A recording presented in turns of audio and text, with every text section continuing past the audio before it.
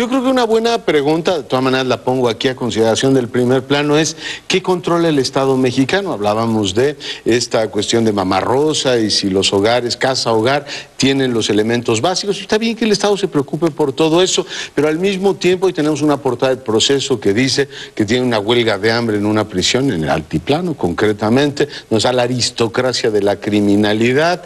Hay también información de que le entregaron al secretario de Gobernación los empresarios de Tamaulipas dónde y cómo se están robando el petróleo que circula por las venas por los ductos, y que el Estado mexicano hace como que no ve, igual que no ve que 30% de las gasolineras nos roban.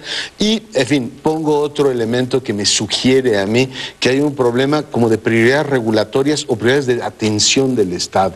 Hoy el Universal publica que la red, que es la línea que comunica al presidente con los principales funcionarios, pues tiene severos problemas. La garantía ha caducado, en consecuencia puede suceder que el presidente de pronto quiera hablar con el comisionado de la policía y la red no esté funcionando en plenitud, y existe la posibilidad también de que sea penetrada. Y pongo este tema de las prioridades del Estado como un tema preocupante. Nosotros sabemos positivamente que los Estados Unidos espiaron a Felipe Calderón y a Peña Nieto. Está plenamente acreditado. Sabemos que con las nuevas tecnologías pueden intervenir masivamente correos electrónicos, y a partir de la tecnología celular te pueden clonar los chips y enterarse de todo lo que sucede. El problema grave es, para mí, ¿qué está vigilando el Estado mexicano que no vigila lo que tiene que vigilar? Si la red es efectivamente penetrable por una potencia extranjera, pues no hay ninguna razón para que el crimen organizado no intervenga también en las comunicaciones del Estado. O se las pongo peor para ligar el primer bloque, que cualquier empresario que esté interesado en una licitación diga, oiga, nada más conéctese al teléfono del director de la CFE y las conversaciones que tenga con el secretario de Energía, quiero enterarme cómo van los proyectos. En fin, a mí me parece que es un tema muy serio y me pregunto, ¿qué vigila y qué controla el Estado mexicano? Pongo el tema sobre la mesa. Ese de las prioridades. Yo te podría decir una que sí vigila mucho, vigila al Congreso. El Estado mexicano está, pero atentísimo al Congreso, y ahí no se mueve realmente una hoja de la bancada priista sin la voluntad del padre presidencial. Entonces sí tiene prioridades, sí vigila mucho. En realidad en el Congreso se nos dice ahora que una de las propuestas del cambio legal que está teniendo lugar ahora, en realidad vienen del Ejecutivo. El Ejecutivo les dice, esta es la ley, y ustedes la pasan, ¿eh? Ahora, que el Chapo esté en huelga de hambre y la Barbie también, y que se hayan podido comunicar en una prisión de máximas seguridad, bueno, también uno se pregunta, y las extorsiones en los teléfonos que están pero todo el día están, nadie es capaz de controlar los teléfonos celulares sabiendo que vienen de las cárceles, no, porque no les interesa. Entonces tiene razón Leonardo, hay temas que les interesa, que no debería de interesarles, porque se supone que el Congreso es nuestro representante, son independientes y no deben responderle al gobierno, y el gobierno los vigila, y muy bien. En 1958, un joven diplomático en la Embajada de Estados Unidos en México, Sidney Weintraub, que luego fue un famoso mexicanólogo, escribió un artículo entusiasta diciendo que México iba a ser la Suecia de América Latina. Eso escribió en el 58. Y creo que quienes nos gobiernan se la creyeron. Yo no sé si lo leyeron o no, pero actúan como si este país fuera la Suecia de América Latina, porque están convencidos que basta con ponerlo en un reglamento o con crear una burocracia para que la realidad cambie. Porque en Suecia, con que esté en una ley y haya una institución, ya sabemos que funciona, y que la ley y la realidad están razonablemente relacionadas. En México no. En México la realidad o los gobernantes viven en un estado de negación perpetua, y por tanto suponen que basta con hacer una ley en donde se diga que, o un reglamento, que las guarderías infantiles van a ser vigiladas y van a ser protegidas para que mágicamente todas las guarderías, todos los infantes de este país van a estar, se van a evitar la tragedia de la ABC de Hermosillo, Sonora. Los ejemplos se multiplican por doquier. Si uno en el Distrito Federal le señala, hay la corrupción en el urbanismo salvaje, dice, no, hay una regulación que está funcionando, pero en la práctica no es así. En consecuencia, creo que viven en esta ensoñación de que como hay un teléfono rojo, funciona, y como es rojo nadie lo va a espiar. Hasta que no viene un estudio que dice, pues sí, no, ni funciona y sí es penetrable. Y podríamos seguir... Les pueden mandar un SMS desde Estocolmo con amor. Desde Estocolmo. Sí se puede intervenir. Ahora, estamos tratando en realidad dos temas, ¿no? Uno es la vulnerabilidad de los sistemas de comunicación en este país, que creo que, bueno, como lo ha mostrado Snowden y los escándalos que hemos escuchado recientemente, pues el último fue en Alemania, pero también China, Estados Unidos, pues todo eso no es una cuestión privativa de México. A lo mejor en el caso de México es todavía más acusado el problema, pero vaya, las revelaciones de Snowden es haber quebrado supuestamente el sistema de seguridad más importante del planeta, que es el de los Estados Unidos, y pues filtró todo lo que filtró y de lo que nos estamos nutriendo todavía para hablar al respecto. Y la otra es esta vocación del Estado de estar vigilando a cualquiera. Tú dices, está vigilando al Congreso. El problema es que está vigilando el Congreso, los está vigilando a ustedes. Está vigilando a todo el mundo. ¿Y qué pasa allí con esta cuestión del derecho a la privacidad y los datos personales, etcétera? Que es un problema que tenemos allí pendiente, porque si ustedes se fijan, por ejemplo, en las últimas, les voy a poner los últimos 2 meses, como cuántos escándalos, de algunos nos ha gustado mucho enterarnos de ellos, pero cuántos escándalos han surgido por la intervención de líneas telefónicas, desde el de Purificación Carpinteiro respecto a las telecomunicaciones, hasta el funcionario del Distrito Federal, perdón, de la Miguel Hidalgo, ¿sí? En donde se habla que pues lo sacrificaron, no, al de abajo, ¿sí? A Del Val, que lo sacrificaron, ¿sí? Por el proyecto, y tuvo que decir que él había autorizado este asunto. Entonces, pues ahí estamos expuestos, y yo quiero recordar que grabar es un delito penal, como tú dices, la ley no se transforma en realidad, y difundir también es un delito, ¿eh? Una pequeña aclaración, yo me refería a la inoperancia del Estado, a que no hay Estado. Y por supuesto, en algunas partes sí funciona, pero en lo general, pues, es una ensoñación. Es disfuncional. Pero ¿cuáles son sus prioridades? Yo haría efectivamente un sobre de Estocolmo con amor, con lo que tú ya dijiste.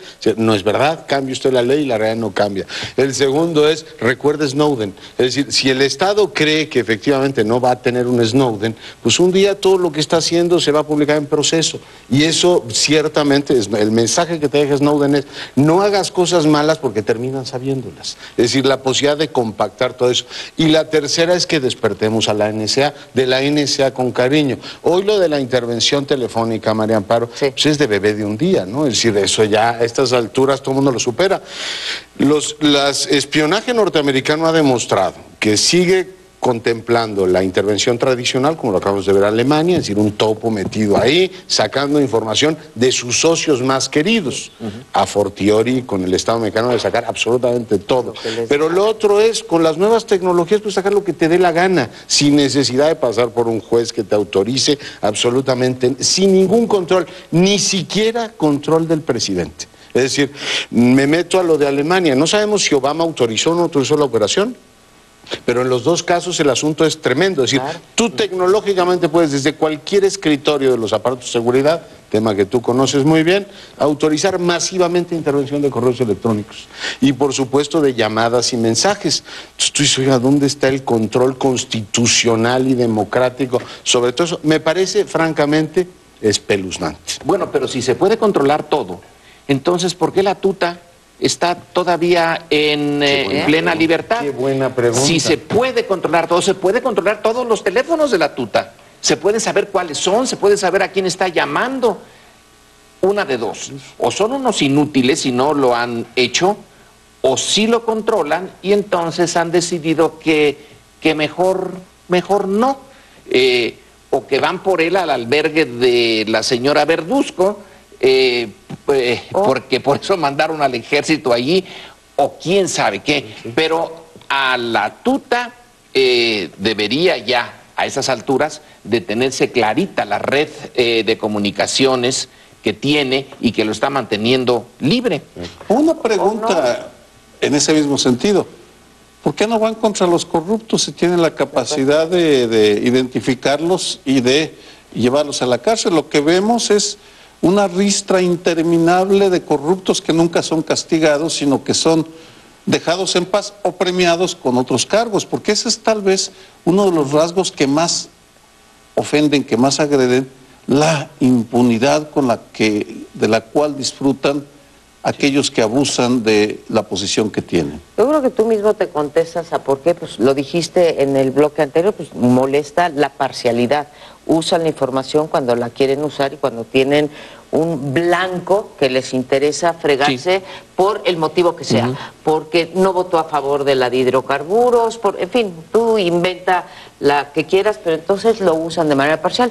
Ahora, la tercera hipótesis, aparte de las de Lorenzo, es que no todos, no en todas las ocasiones que buscas penetrar, son exitosos. No, claramente, ¿sí? ¿no? Si claramente, porque si no estarían... Oye, nos librarían de los 7 millones de extorsiones telefónicas que salen de las prisiones y agarrarían la tuta. Pero bueno, en este caso creo que es preceptivo que por lo menos vigilen las comunicaciones del jefe del Estado, que es lo que publica hoy el Universal, y que las comunicaciones más sensibles del propio Estado, sus operaciones de seguridad o las grandes operaciones económicas, pues no se enteren desde Washington hasta los grupos de interés. Pero en fin, les propongo que tomemos un respirito, regresamos en un instante.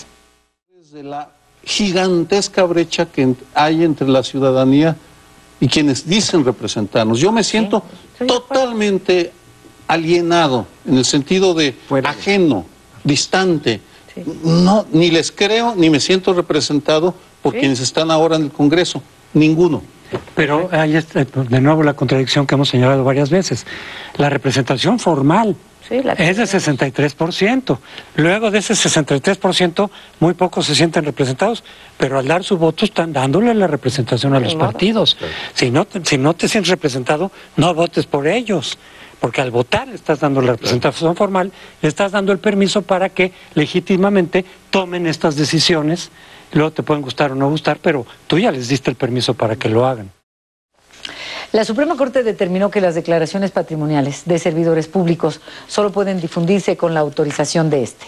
Al resolver el amparo de un particular que pidió las declaraciones patrimoniales de los 500 diputados federales, 7 ministros declararon la constitucionalidad del artículo 40 de la Ley Federal de Responsabilidades Administrativas de los Servidores Públicos.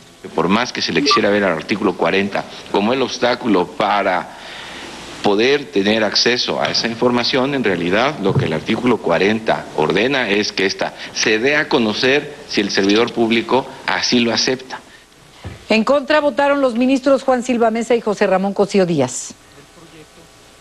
El derecho de acceso a la información es una herramienta crítica para el control ciudadano del funcionamiento del Estado y la gestión pública, en especial para el control de la corrupción. Con este fallo, el máximo tribunal sentó un precedente para que nadie pueda divulgar la declaración patrimonial de un servidor público sin su consentimiento. La mayoría de ustedes que hace favor de ver Primer Plano, seguramente si está en el sector formal es contribuyente, paga sus impuestos, no solamente el impuesto al consumo a través del IVA, pero si usted tiene un patrón público o privado, paga lo que se llama el impuesto sobre la renta, que simplemente se lo retiene su patrón. Insisto, no importa si es el gobierno federal, el gobierno estatal o es un patrón privado.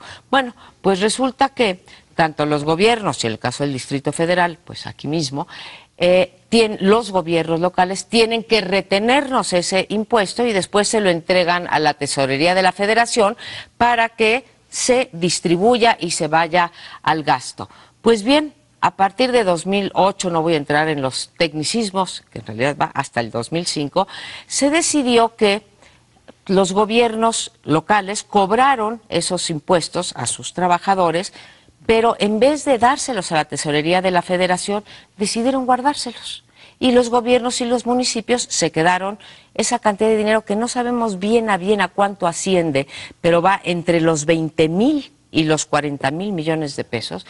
Decidieron quedársela y ni siquiera rendir cuentas de a dónde se va ese dinero, qué hicieron los gobernadores. Y el gobierno y el Congreso decidió perdonárselos. Uno, el Ejecutivo, a través de un decreto, y los otros sancionándolo en las leyes de ingresos. Y entonces, bueno, pues un conjunto de ciudadanos decidimos ampararnos, creemos que estamos en todo nuestro derecho, y decir, bueno, ¿a dónde, por qué se perdonan esos impuestos y luego los tenemos que pagar usted y todos los que estamos en esta mesa? Y segundo, le pedimos también al SAT, al Sistema de Administración Tributaria, que nos diera cuenta de cuánto se le perdonó a cada uno de los estados y municipios. Pues resulta que no nos dan la información, a pesar de que ya está vigente la nueva ley y solamente te puede negar el gobierno la información si es una cuestión de seguridad nacional. Yo no creo que esto sea una cuestión de seguridad nacional, y lo que me sorprende es que ante las preguntas al Ejecutivo por haber hecho el decreto, al Legislativo por haber legislado la condonación y a la Suprema Corte por haber dicho que no, o sea, no aceptar el amparo porque no se sabe si somos sujetos legítimos para pedir un amparo, nadie da una explicación, no digamos a nosotros, sino a usted, que están utilizando sus impuestos, no sabemos para qué. No quisiera seguir la sendera de la queja y de la denuncia, porque me parece que ya es bastante clara la conspiración de quienes nos gobiernan para excluirnos de la vida pública y agandallar el dinero, y los gobiernos locales, sobre todo los municipios y los estados, ha sido un saqueo de corrupción, de dispendio. Vamos, la competencia entre Jalisco, Coahuila, Veracruz, es impresionante la quiebra, las deudas que nos vamos enterando de cuánto dinero están quedándose. No tienen llenadera esta punta de ladrones, para ponerle en pocas palabras, pero en ese mismo sentido creo que hay que reivindicar la urgencia que tenemos los ciudadanos de defendernos con los elementos que nos da la legalidad y la institucionalidad, y me parece que esa petición de amparo es lo que debemos de hacer.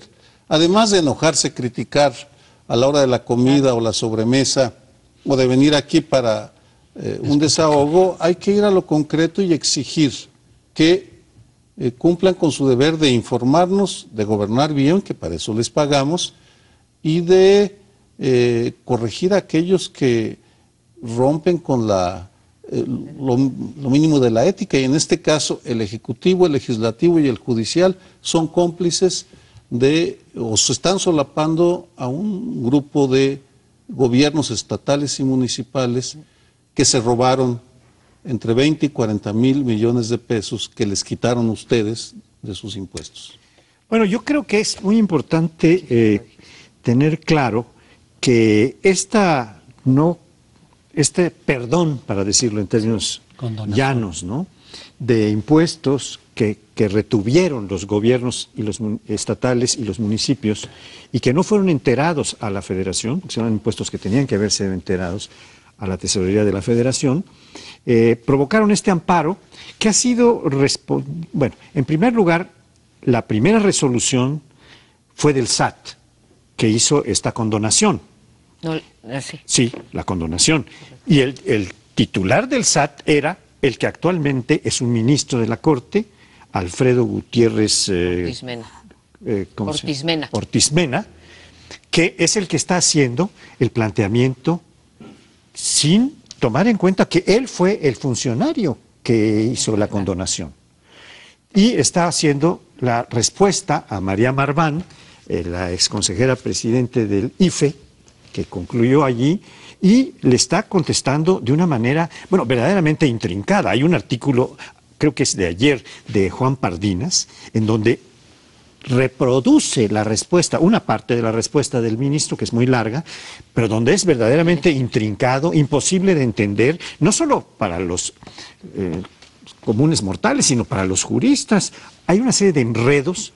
El señor no tiene sintaxis, no tiene ortografía, bueno, lo exhibe de una manera brutal, pero además uno lo puede constatar leyendo el texto, que está haciendo ya como ministro de la Corte sin enterarnos de que él fue el responsable de esto que se está impugnando, ¿no? Yo creo que este es un asunto que vale la pena tener presente porque estamos viendo ministros de la Corte que debía haberse abstenido de hacer el proyecto. ¿Por conflicto de interés? Pues yo creo que por lo menos hay una cierta sospecha de que hay un conflicto de interés, porque él fue el que tomó la decisión. Pues claro, sí es, ¿no? El secretario de Hacienda es el responsable más alto y No le el des presidente... vueltas, es un conflicto de interés. Claro, Sí, bueno, yo digo que sí, que hay índices, Tú eres el indicios de que sí. responsable y luego apareces es juez y parte, Pues sí. conflicto de interés. Pero aquí vemos, decía Sergio, que vemos cómo se coaligan ejecutivo, legislativo, judicial, para atentar contra los impuestos de la ciudadanía. Pues de nueva cuenta, la clase política hace borrón a la hora de que tiene intereses en común, más allá de partidos y de niveles de gobierno y de ramas del gobierno, para los intereses que a ellos respetan, porque están defendiendo los intereses de la propia clase política que usa nuestros impuestos para sus intereses particulares, ¿no? Para sus corruptelas por un lado, pero también, en fin, gastos excesivos, despilfarros, y nosotros nos quedamos de nueva cuenta indefensos frente a la estructura de la clase política, que finalmente de cuenta ahí viene otra vez el divorcio entre la clase política y nosotros, pero está en nosotros avalarla o no avalarla a través de las urnas. Voto, claro. Decía Sergio, y creo que tiene toda la razón, que en vez de estarnos quejando tenemos que actuar, ¿sí? Aquí, por ejemplo, en primer plano nuestro papel es dar información. Después, bueno, pues cuando participamos en cuestiones vecinales en contra de la norma 30 y 31, pues ahí estamos actuando. O en este amparo que se llama hashtag o gato yo contribuyente y que interpusimos hace casi 2 años. Y creo que hay que aclarar ahí, Paoli, ahora que mencionas tú al ministro Gutiérrez Ortiz Mena, que la ponencia, nunca entraron al fondo, la ponencia del ministro José Ramón Cosío decía o venía en el sentido de que los ciudadanos, los contribuyentes, cualquiera de nosotros, o insisto, de nuestros televidentes, sí somos legítimos, tenemos interés legítimo en meter en el amparo. Bueno, pues en 5 minutos y sin discusión alguna, decidieron que se le iba, que no, se votó en contra de la ponencia del ministro, se turnó a otro y ahí quedó. Yo me metí a la página de la Suprema Corte de Justicia y lo único que dice es que la votación es de 3-1 y que se turna por la sala primera a otro, por la primera sala a otro ministro. Esa es toda la explicación, pero nadie más, como si la democracia se tratara nada más de tomar decisiones. No, la legitimidad proviene de razonar de debatir frente al público esas decisiones, ¿no? Un paralelismo. Las leyes del apartheid para separar las razas en Estados Unidos estaban muy bien fundamentadas, erróneamente fundamentadas, sí, pero partían de que no había discriminación, sino estaban separados pero iguales. Ese era el razonamiento que venía de 1867. Vamos a separar a los negros, pero les vamos a dar igualdad de condiciones, lo cual era falso, sí, y esa fue la base para revertirlo. Aquí, en temas como este, que exhiben esa complicidad, se salen por la fácil 3 ministros, ya sabemos de uno. Pardo. El otro es Gutiérrez Ortiz Mena y Cosío. Cosío estaba a favor. Y Silva Mesa. Sí, bueno, Cosío es el bueno y los otros 3 los malos, pero bueno, deberían al menos tener la valentía de defender su decisión y fundamentarla para poderla rebatir, porque si no regresamos a la época del derecho divino, cuando los reyes, que yo creo que es eso, se sienten reyes, cuando los reyes decían, se hace esto porque lo digo yo. Y creo que no es Ortiz, no es Silva, el tercero. Ahora les digo quién, o en el próximo programa, pero nos tenemos que ir en este momento y los esperamos aquí el próximo lunes.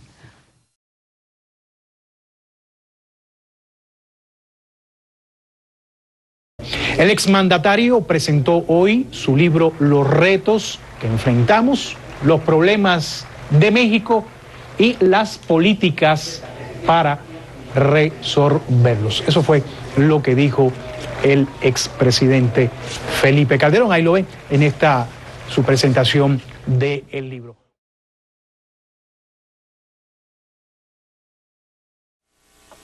La terrible lección que nos deja esto es que no hay fronteras entre el Estado y la delincuencia, que se diluye, que no sabes, vamos, que transitan de uno a otro como si nada y de manera muy natural, porque lo mismo comercian con cocaína que siguen la orden del señor gobernador de quemar un archivo. Terrible la confusión que eso genera. Representantes de partidos de oposición al PRI en la capital denunciaron la falta de una investigación exhaustiva en el caso del exdirigente local del PRI en la Ciudad de México, Cuauhtémoc Gutiérrez. El exlíder del PRI fue exonerado ayer por el Instituto Electoral Local del Distrito Federal en una indagatoria por el presunto desvío de fondos asignados a su partido para financiar una red de trata de mujeres con fines sexuales al interior del partido del PRI.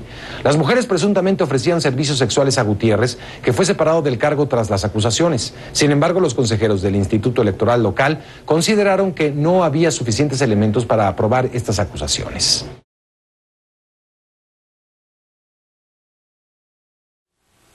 El PRI inoculó al PAN y al PRD y los transformó en sus iguales en ese terreno, porque para no irme a la época de Fox, Marta Sagún y los Vibriescas, que ya está muy sobado, la fecha más reciente, los moches panistas, ¿en dónde están los campeones de la honestidad? Los campeones de la honestidad panista que lo toman como bandera para lanzarse a una batalla feroz y heroica al interior del PAN y en el exterior. Y lo mismo con el PRD, quienes vivimos en la capital, observamos con horror la proliferación de la corrupción en las delegaciones, en los verificentos, para donde voltees, la CEDUBI. Observa, la CEDUBI, por supuesto, que es la abeja reina de la corrupción urbanística en esta ciudad. A donde voltees observas esto y no ves a ningún dirigente. Hablo de los... A Morena la dejo aparte, espero que cambie, pero ninguno de ellos encabezando en serio el combate a la corrupción. Sí valdría la pena que este país rediscutiera el modelo de financiamiento de los partidos políticos. O sea, quitemos los nombres, Ahumada y todo lo demás, y digamos, a ver, un empresario está diciendo que le dio tanto dinero por la vía privada a un partido político. Olvidémonos de que es el PRD. Es una situación completamente anormal. Por supuesto está todas las obras que recibió y todos los beneficios que recibió. Pero bueno, en este país teóricamente hay un modelo de financiamiento público. Todo esto no debería existir y estamos entrando en un problema muy serio porque los partidos políticos hablan incluso de la unidad nacional y tenemos un elefante en la mesa. Decimos, oiga, ¿y en qué momento vamos a hablar de estos financiamientos inapropiados? Desde grupos económicos hasta, y lo acabamos de ver en Michoacán, y perdón que regrese al tema, financiamientos directos del narco. Es decir, nos vamos a seguir haciendo tontos con P con el tema del financiamiento de los partidos y decir, bueno, pues así es la democracia mexicana, ¿qué quiere? O tomar en serio el que finalmente un señor está diciendo, oiga, yo les presté el dinero, independientemente de quién sea el personaje. Por tanto, sí me parece un tema muy serio. Y la elección, el evento que viene, Navarrete aparentemente ya tiene todo muy controlado. Él está seguro de que el 70% de quienes finalmente van a decidirán por él. Está muy confiado en ganar las elecciones presidenciales que vienen, ¿cuándo? En el 18. Y que el partido está, pero... viento en popa. Viento en popa.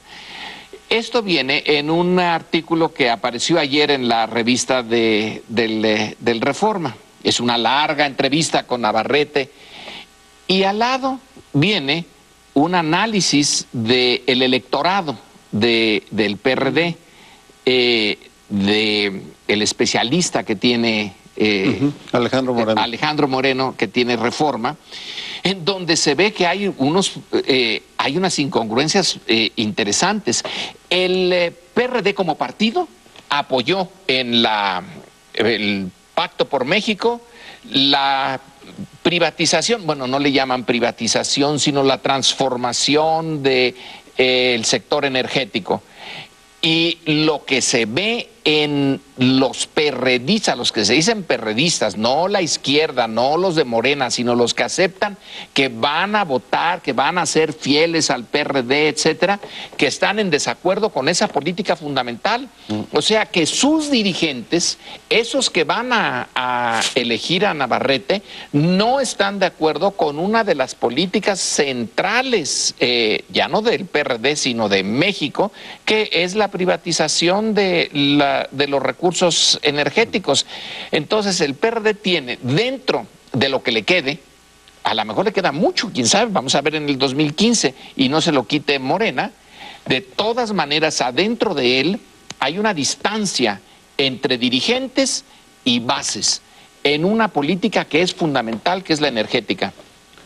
No es aburrido el tema, Francisco José, es deprimente porque nos lleva a una pregunta fundamental que tú abordaste. Sí, él me dijo primero, yo lo veo un poco aburrido este tema. Dice que es deprimente, ¿no?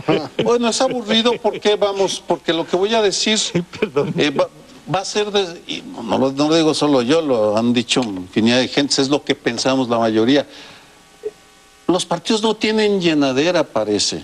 Es decir, tienen una voracidad que es que llega a niveles incomprensibles, porque por donde quiera salen los montones de dinero privado, sea de empresarios como Ahumada, que por supuesto le daba 400 millones, que luego iba a recobrar. Claro. Con presupuestos alzados de la obra pública que le daban las delegaciones. Iba a recobrar y con ganancias. Y con ganancias, pero ganancias para poderse tener un avión privado y llevarse a Rosario a pasear por el mundo, porque así viven los empresarios que obtienen el favor de los partidos políticos. Pero lo que es realmente ofensivo, y lo recuerdo porque hay una parte del auditorio que no lo sabe, la única dependencia o institución pública que tiene garantizado el aumento anual de su presupuesto en la Constitución son los partidos. Porque modificaron la Constitución para poner ahí una serie de cláusulas que dicen que seguirá aumentando al ritmo del salario mínimo. Por tanto, si el salario mínimo lo aumenta en 15 pesos, que está muy bien, por otro lado, me parece excelente la propuesta de Mancera, ese mismo porcentaje va a subir el dinero que reciben los partidos. Está indexado. Y no solo eso, sino que está indexado al aumento de la población. Es población, salario mínimo, y la población mexicana va a crecer hasta el 2030. Por tanto, 2030, 32, de acuerdo, a partir de ahí ya no va a aumentar, sino que se va a estabilizar y luego a decrecer. Quiere decir que vamos a estar engordando esta bola de zánganos deshonestos, corruptos hasta el 2032. Mientras ellos embolsan más dinero de narcotraficantes y empresarios, esos son los partidos que nos vienen a salvar la patria. Por eso, no solo es aburrido porque ya conocemos la historia, van a hacer lo que les da su gana, sino que es deprimente porque recuerda que para ellos la política es el arcón de los saqueos. Bueno, yo me atreví tal vez indebidamente a calificar de aburrido este tema, que no tiene nada de aburrido, por otra parte, y hay varios elementos que vienen a conjugarse para ver este panorama. Es decir, por una parte he visto una nota en donde Rosario Robles aparentemente acepta haber firmado un pagaré en blanco de 400 millones a Carlos Ahumada, que es el que deben haber estado utilizando para esta demanda. No lo sé, pero esa es una... ella ahora está siendo demandada por Jesús Zambrano, ahora que es secretaria de Sedesol en el gobierno priista, está siendo demandada por un perredista de los Chuchos, Jesús Zambrano, con el argumento de que está utilizando los programas sociales para beneficiar al PRI. La Contraloría General del Gobierno del Distrito Federal sancionó e inhabilitó para ocupar cargos públicos o comisiones en la administración pública a 33 exfuncionarios y trabajadores del proyecto Metro, entre ellos a su director general Enrique Orcasitas Manjarres. La Contraloría encontró elementos suficientes para responsabilizar a los exservidores públicos por su responsabilidad en las fallas de la obra de la línea 12 del Metro y la probable comisión del delito como desvío de fondos y pagos injustificados.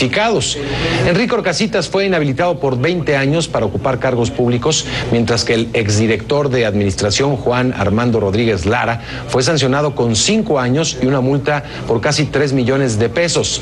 Ambos y al menos 13 funcionarios más enfrentan denuncias en su contra interpuestas por la Contraloría ante la Procuraduría General de Justicia del Distrito Federal. Así lo decidió la Contraloría de la capital mexicana una vez concluidas la mayoría de las investigaciones del periodo comprendido entre 2008 y 2013 sobre la administración y contratos de obras de la línea 12 del metro de la Ciudad de México, que ha permanecido cerrada desde hace ya 6 meses. La línea, que costó 35,000 millones de pesos, fue inaugurada con bombo y platillo al final de la anterior administración, pero fue cerrada tras detectarse múltiples fallas en su construcción y la incompatibilidad aparentemente entre las ruedas usadas en los trenes y las vías sobre las que corren. Moisés Naim, entre otros, argumentan que vivimos en el mundo una crisis terrible porque se agotaron los grandes paradigmas, el del socialismo real y la economía de mercado con la crisis financiera. Parecía que la economía de mercado había triunfado, pues no. Y como parte de una de las consecuencias todavía no resueltas es el deslavamiento de las ideologías. Es decir, los partidos políticos ya no se distinguen por sus propuestas en lo económico. Las grandes propuestas se diferencian en temas más bien reproducción sexual, fundamentalmente. Libertades de conciencia. Libertades de conciencia, pero no en la propuesta. Y al no haber diferenciación, lo que queda es la cruda disputa por el poder, que es lo que observamos en estas entidades que mencionabas. Leí al fin de semana un comentario sobre Oaxaca. El diario Reforma sacó creo que el domingo, sábado domingo, su primera plana era sobre Oaxaca. Y alguien decía, citaban, que el problema era que todos los partidos habían exigido sus cuotas de cargos. Y lo sé, porque igual que en Puebla, todos los partidos exigieron sus cuotas y responden, por supuesto, no a un programa de gobierno, sino a la disputa de un presupuesto de los puestos, de los asesores, de las prebendas. Y si a eso añadimos personalidades débiles como la de Gabino Cue o megalómanas como la de Moreno Valle en Puebla. En Puebla, de Sinaloa no conozco lo suficiente como para opinar, y además es otra realidad. La Federación Sinaloense marca mucho lo que pasa en ese estado. Pues tenemos estados sacudidos por los excesos del gobernador de Puebla o los excesos de los movimientos sociales que tienen acorralado contra la pared a Gabino Cue.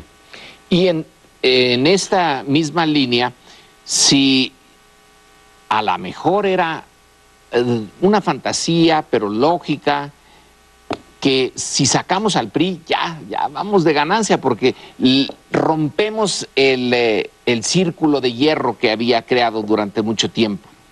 Pero si lo rompemos mal, como es lo que estamos viendo, entonces probablemente lo que va a suceder es como un periodo en que no está el PRI y vuelve, pero vuelve con una cierta venganza, porque ahora sí ya supo cómo lo corrieron y vamos directamente a Fox ya. Sí, lo sacó de Los Pinos, pero la idea era que ya no volviera, que se hicieran las cosas de tal manera que se cerrara históricamente esa posibilidad.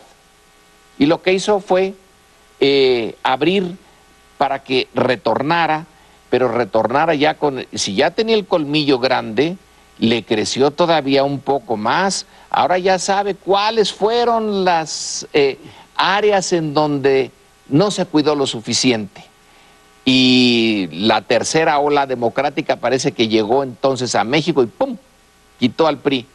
Pero lo quitó el personaje o las estructuras, los partidos, las instituciones que no pudieron aprovechar la oportunidad. Y entonces yo lo veo como casi como una vacuna.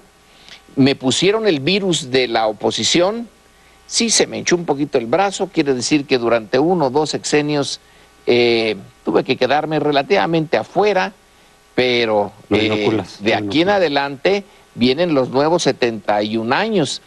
Y si en Oaxaca vemos es que es simbólico, el Zócalo de Oaxaca, entrar allí, y eso parece el caos.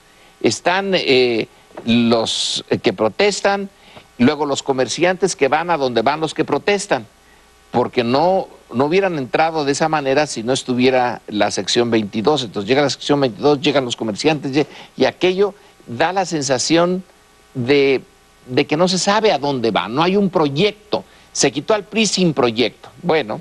Sí, y lo que dices, regresa el PRI por deficiencias de la propia oposición, sea PAN o PRD según los estados. O la mezcla. La mezcla, cuando son de coalición. Y entonces la gente dice, no, pues estos resultaron igual en términos morales y éticos, también roban, hay corrupción, no combaten la impunidad. En muchos casos son más ineficaces para ciertas cosas, o en otros igual de ineficaces, si se quiere, de lo que era el PRI. Pero entonces decir, pues entonces que regresa el PRI casi en automático, por default, que es así como yo creo que regresó a nivel presidencial. Es decir, después de ver lo que hacen los gobiernos del PAN y PRD en diferentes niveles, pues que regrese el PRI con cierta legitimación. Desde luego uno esperaría que los precedentes que se tomaron o los cambios que se hicieron durante ese proceso limitaran al propio PRI cuando regresa al poder, y yo creo que algo hay de eso, tampoco es que se regrese exactamente a lo mismo. No. Como ejemplo podemos poner lo que decíamos de Osorio Chong, por la forma de enfrentar a esta movilización estudiantil ya no fue la del 68, es decir, ya las condiciones no permiten que se diera una respuesta como la del 68, o otras por ahí después en algunos años posteriores, y entonces las propias condiciones, si el PRI tiene ese colmillo, también es para entender las condiciones políticas y actuar en consecuencia, así sea para su propio beneficio, pero tomando en cuenta que las cosas pueden estar cambiando. Entonces no soy tan pesimista de decir se regresa exactamente a lo mismo. Bueno, se van sintiendo algunos precedentes, no los que quisiéramos, pero algunos que tampoco van a permitir que el PRI haga exactamente lo que hacía hace 20 o 30 años. Bueno, en ese sentido puede servir la propia experiencia de la alternancia, pero desde luego que no en cuanto a lo que se ofrecía y se esperaba de parte de esos gobiernos distintos al PRI, sean del color que sean. Hay una entrevista de Enrique Peña Nieto de mayo del 2012 a Carlos Puig, creo que es de las más francas que le he leído, la más franca de hecho, en la cual se mofa del PAN y del PRD. Dice, son dos chavos, el PRD es un chavo desmadroso que se sienta allá atrás y no le interesa nada porque tiene su zona de confort. El PAN es el chavo bien portado que se porta bien pero no sabe para qué. Nosotros, dice, nosotros sí hacemos la tarea. Y da una serie de razones por las cuales el PRI sí hace la tarea y luego reivindica al PRI. Sí hizo la tarea y les ganó. No estoy tan seguro que tengan la solución para el México bronco que está despertando en regiones, sea por el crimen organizado, sea por las inconformidades. De eso tengo mis dudas porque ni la economía remonta, ni los empleos se crean, ni la popularidad de Peña Nieto se levanta, todo lo contrario, se desploma. Pero vamos, eso es parte de la crónica que hacemos aquí cada semana. Ni tampoco la violencia, es la otra que tampoco se va. Pero bueno, nos despedimos de ustedes. Hoy fue lanzado oficialmente en Ecatepec, Estado de México, el programa Prospera, sucesor de oportunidades. Ante unas 10,000 personas, el presidente Enrique Peña Nieto firmó el decreto que crea el programa anunciado durante su mensaje a la nación el pasado martes. Acompañado de la secretaria de Desarrollo Social, Rosario Robles, reiteró que se ampliará la base de beneficiados con los que ya contaba el programa Oportunidades y se ofrecerán nuevos instrumentos como apoyos educativos, sanitarios y más educación financiera. El mandatario mexicano anunció nuevos controles a las operaciones con dólares en efectivo que permitirán eliminar las restricciones impuestas hace ya 4 años como una medida para evitar el lavado de dinero. Aquellas operaciones superiores a los $14,000 no estaban permitidas por parte de empresas. El mandatario dijo que afectaron a muchas empresas estas medidas y negocios honestos que necesitan realizar estas transacciones con moneda estadounidense, pero habrá que cumplir ciertos requisitos. Vamos a escuchar. Ahora las empresas ya no tendrán restricciones en su banco para depositar dólares en efectivo o realizar operaciones de cambio de divisas. Solo deberán cumplir 3 requisitos. 1, que justifiquen la necesidad de operar con dólares en efectivo por cantidades mayores a los límites establecidos, que eran hasta ahora de $14,000 mensuales. 2, que tengan cuando menos las empresas morales 3 años constituidas como persona moral. Y 3, que acepten mecanismos de conocimiento del cliente y monitoreo más estrictos. El presidente dijo que los bancos tendrán nuevas obligaciones para verificar que los clientes cumplan con estos requerimientos necesarios y evalúen mejor los riesgos. Además, la Comisión Nacional Bancaria y de Valores deberá tomar acciones para impedir que se realicen transacciones ilícitas. El mandatario mexicano también recibió el reconocimiento como Estadista Mundial 2014, entregado por la organización interreligiosa Fundación por un Llamado a la Conciencia, que se le otorgó por lo que llamó su liderazgo y la toma de decisiones que, según este organismo, dan un decidido impulso al país y sus habitantes. Y el presidente Enrique Peña Nieto recibió la presidencia de la Alianza de los Gobiernos Abiertos de la Organización de las Naciones Unidas. Es un instrumento creado para promover la transparencia y para combatir la corrupción a través del acceso a la información.